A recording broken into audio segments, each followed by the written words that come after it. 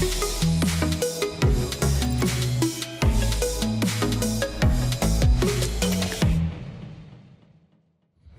everybody, this is Stephen Jiang, co-founder and CEO at HiEasy. This is the first episode of the podcast. I give the name called New Era, New TA. And today, it's my honor to have Jeff Kaye, my best friend for sure, and thank you for joining us here. And how about give us very, very brief introduction about yourself and Sure. why your opinion matters. Sure. So I don't know that my opinion matters, but I've been in this industry for 36 years. It's all I've done straight out of school. I've been a recruiter on a desk. I built a recruiting team, built a recruiting search firm. I built a training company dedicated to training recruiters.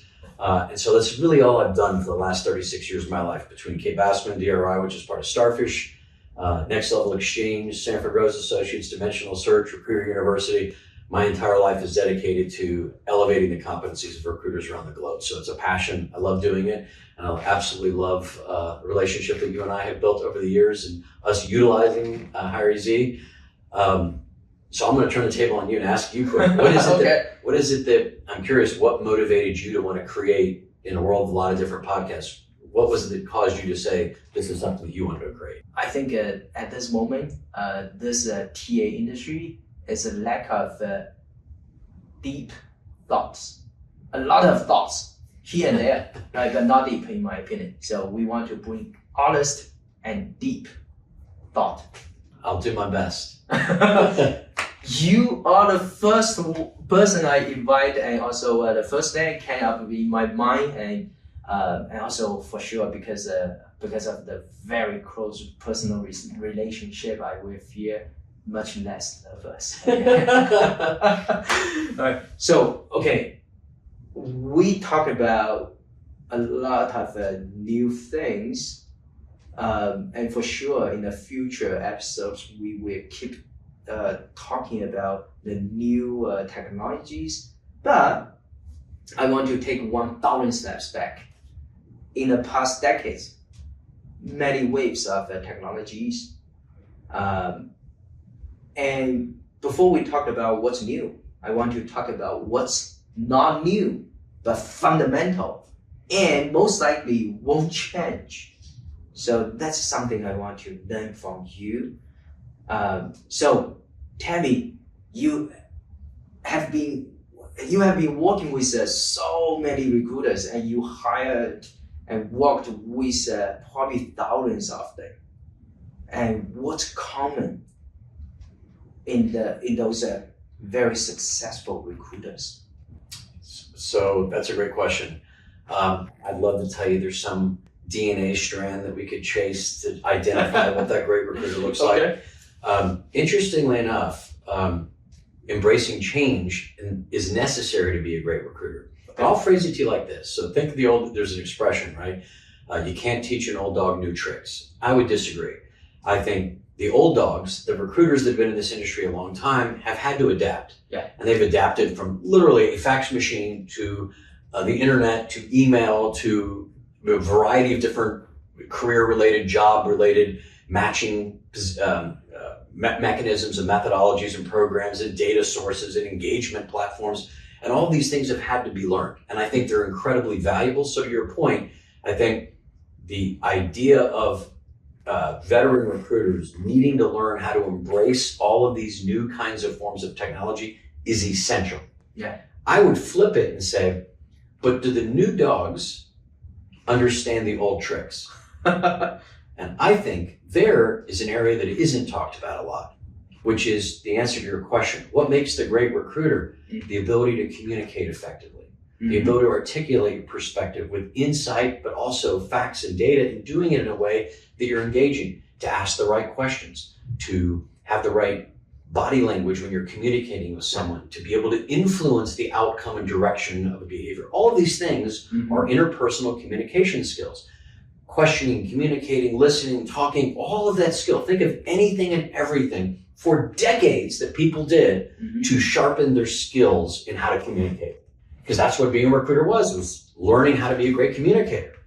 And now, last 10 years, how much time has been spent on that? Now, how much time has been spent on how to utilize the right automation software, how to utilize the right data engagement platform, how to make the right electronic match, how to utilize this new technology to do this more efficiently. And I take nothing away from that. Obviously, I embrace that wholeheartedly.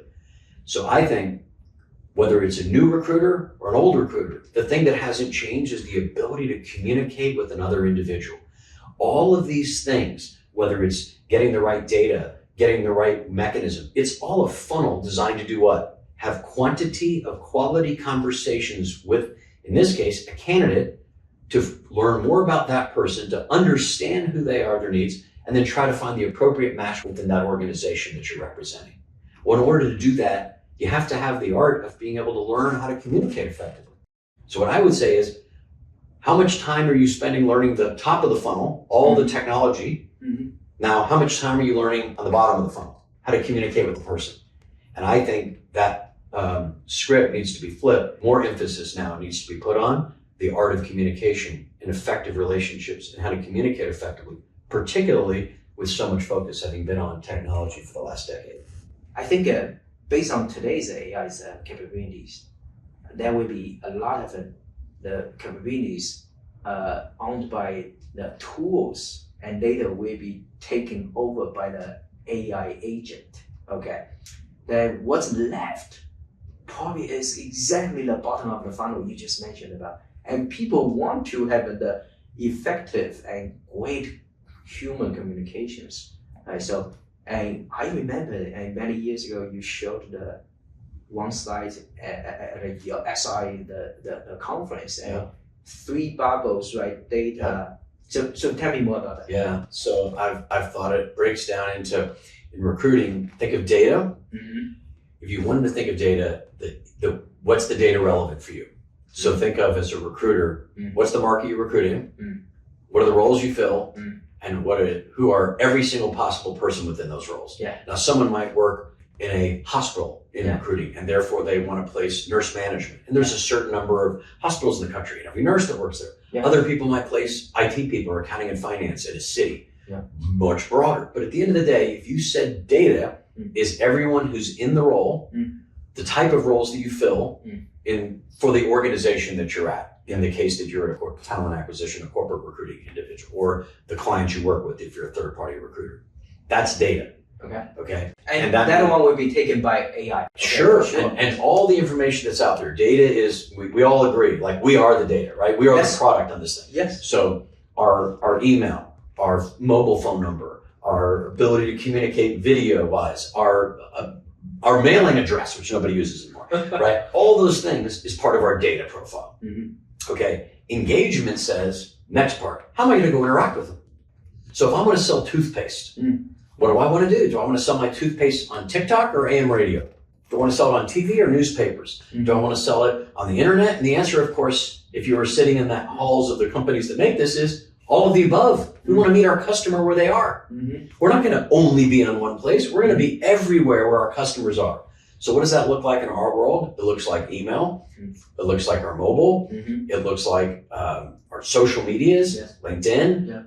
Every place where I am, you want to meet me to communicate. So therefore, the ability to have those messages communicating with me, and then the right content, the right messages. And I think some of that is this is where the human computer is right now fusing itself. Are the AI technologies able to mimic human emails effectively enough? Probably so, but not perfect. In 12 months, AI. Right. But today it might look like this. Oh, I see you went to University of Texas, Jeff, as a Longhorn. And then at some point you read it and go, this is not a person. It's found my LinkedIn profile. It's made the connection of beauty and it's trying to bond with me. And it's sometimes even worse. But to your point, let's assume that it can get there for full automation. Data and engagement. All that, once again, is just what? Here's the people that I want to communicate with. Here's the messages and the mediums, which is what engagement is, in order to communicate with them, whether those are automation, what's the frequency, what's my sequencing kit, all that technology, which HireEasy does great, all of those things, those 2 front-end things. If I had to use it this way and say, if that was what HireEasy's genius zone is the data and engagement. Great, it got all these people on my calendar. Now what? Now what? Call. Now I gotta talk to them. Yes. I gotta have a conversation with them. Yes. Whether that's video, or whether that's telephone or in person, I gotta communicate. That is what I'm saying has not changed. Now at some point, AI will be able to interview a person and it won't need to be the candidate. Well, great, the candidate will have an AI too. So it'll be two avatars interviewing, representing their resume and representing the job. And then someone will get hired and the person that hires them will be a AI in the workforce planning department, generated by AI in the payroll department. Okay, that's future land. We don't need to worry about it right today. These are tools that we're utilizing to make our life more efficient, more productive, more enjoyable, our business is more profitable. So the focus, in my opinion, isn't running away from this or fearing this, because these are incredible things that can be deployed and utilized. So for the individuals who've been at this a long time, probably 10, 15, 20 years of recruiting experience, there's probably a lot of amens happening right now as I'm speaking, because yes, this is what we need. This is our secret sauce to separate us. I'm now representing a company, talking with you as a candidate. Okay, you're open to the possibility of considering change. What are the questions that I now need to ask you? What information do I need to learn about you? How is it that I'm going to simultaneously screen you for this role and at the same time try to attract you to this role? And as we navigate that relationship, even if I'm successful in the first conversation and now you're interested in considering change, we got to schedule the interviews. I have to get the feedback of the hiring managers, get your feedback. I have to see where your money is relative to what the money of the company wants to pay. I have to start thinking about, you might get counteroffered and talk about that. If there's a reload, I have to find out what your family issues are and what involvement might be there related to that. I have to think about the timing. Are you looking at other places? Are there other candidates interviewing? What does the actual agenda look like from the time that you're interviewing to the time we want to fill it? All that communication and filling in that communication and dealing with those issues is all communication. In sales, we call that a sales nature. Now in recruiting, we call it a recruiter nature. Right. So if you think of this word, this is great. Because a lot of recruiters, if I say this to some recruiters, recruiters are good salespeople. And recruiters say, well, I'm not a salesperson. And here's my answer. No, recruiter must be a salesperson. Right, so here's my answer. If I persuade you, I persuade you doing everything I can, using as much verbal communication skills to persuade you. Stephen, you gotta get out of that building. It's on fire. Okay. And I'm persuading you and selling you and closing you to get out of that building. What am I? And the building collapses. I'm a hero. Yeah. Now, if I sell you and persuade you to go into that burning building, I'm terrible. Okay. So the act of selling or persuading is by its very definition, neither good or bad. Your intention and your motivation behind that skill is what dictates it. Utilizing that skill the right way, understanding you're operating from a perspective of your integrity dictates how you do it and when you do it and why you do it. Yeah. But the ability to do it is communication, and it is persuasion, and it's influence, and it's being able to share enough data points to influence you to cause you to make a decision that you otherwise might not have. That skill set is one that can be honed. It's not you were born as an individual. That is a skill that can be honed and developed. Just like you can go to the gym and get bigger biceps, you can go through, ironically, utilizing technology to learn.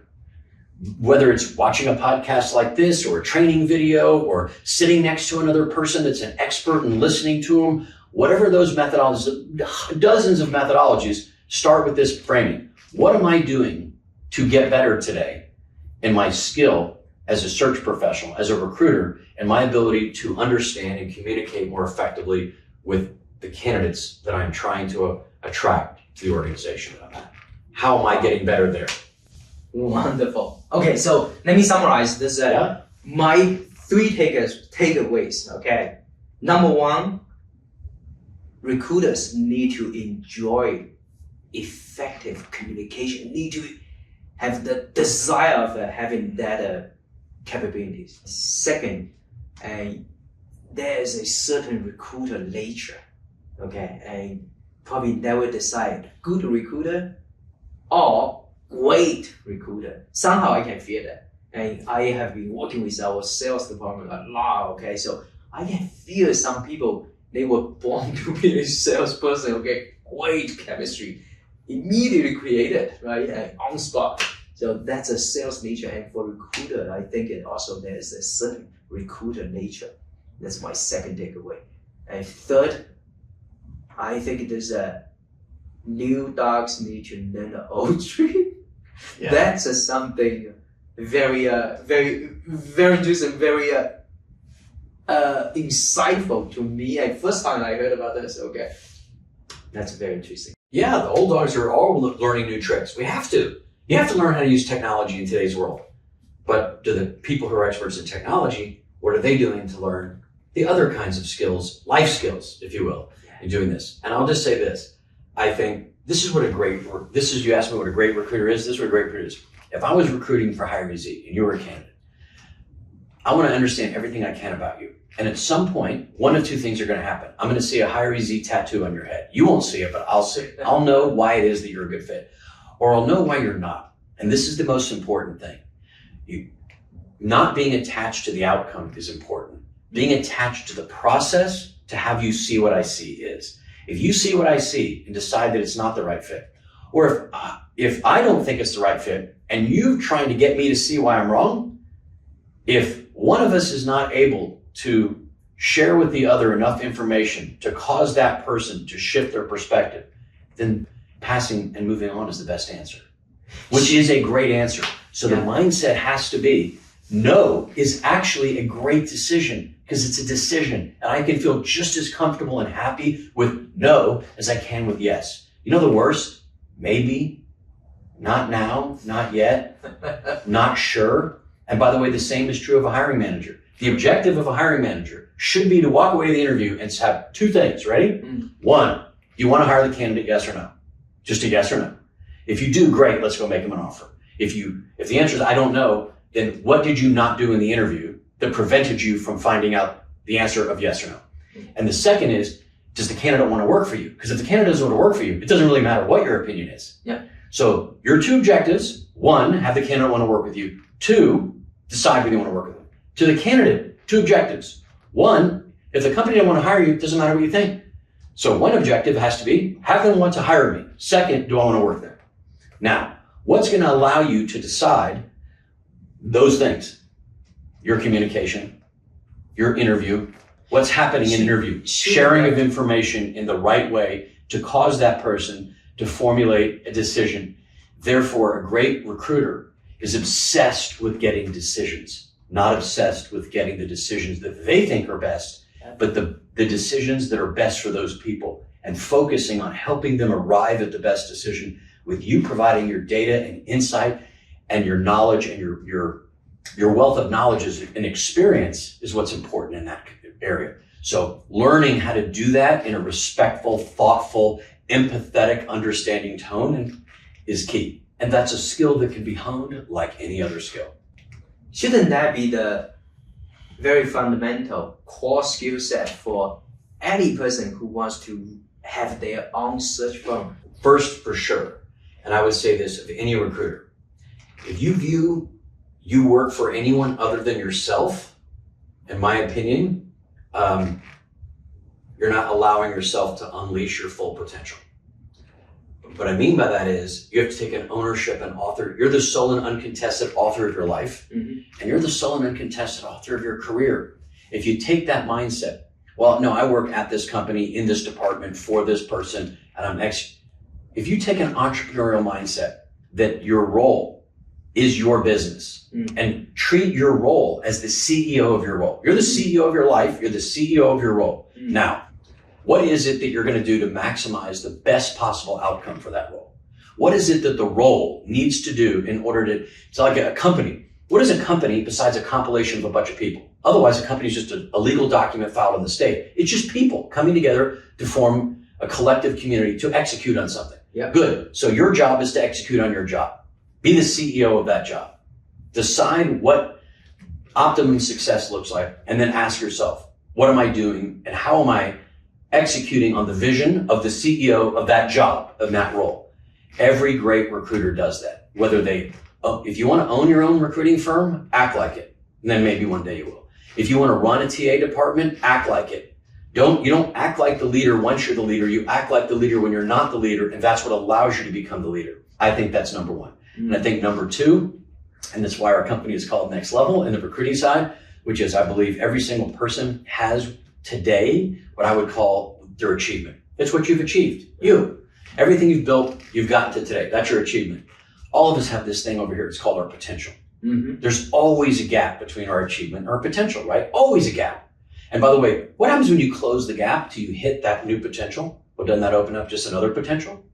So there's this gap closing the gap between achievement and potential. I view that as the journey of the next level.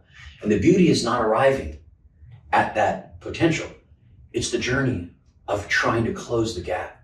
So if you said to me, what are great people that want to own their own lives, own their own businesses, be entrepreneurs, get in that whatever role they want to be in, they're constantly looking for perpetual improvement. And the journey of growth, the journey of closing that gap is what makes it enjoyable. So whether it's the old dog learning the new technology, that is closing the gap between my achievement and my potential. If you're the new dog looking at the old ways of communicating, you're still closing the potential between your achievement and your potential. You're still closing the gap. So gap closing, constant, continuously in pursuit of your own next level in every facet of your life, whatever that might look like, particularly in this domain we're talking about, Rob, is professionally as a recruiter. Think of it as what are you doing to constantly close the gap between who you are today and what you can be? And what are the skills that you will need to develop? And then what are the tools or methodologies or approaches or people that you need to bring in your life to help you close those gaps? So one, take an ownership mindset. Two, constantly look at closing the gap between your achievement and potential. Wow. Thank you. This is an amazing conversation. You're an amazing leader. I have nothing but love for you, my brother. I know you know that. And I think this is going to be an incredibly successful podcast. You just have conversations and dig deep and ask the right kinds of questions. And I think that the whole recruiting and TA community will love you for it. The future of talent acquisition isn't coming. It's already here. See for yourself at hireeasy.com.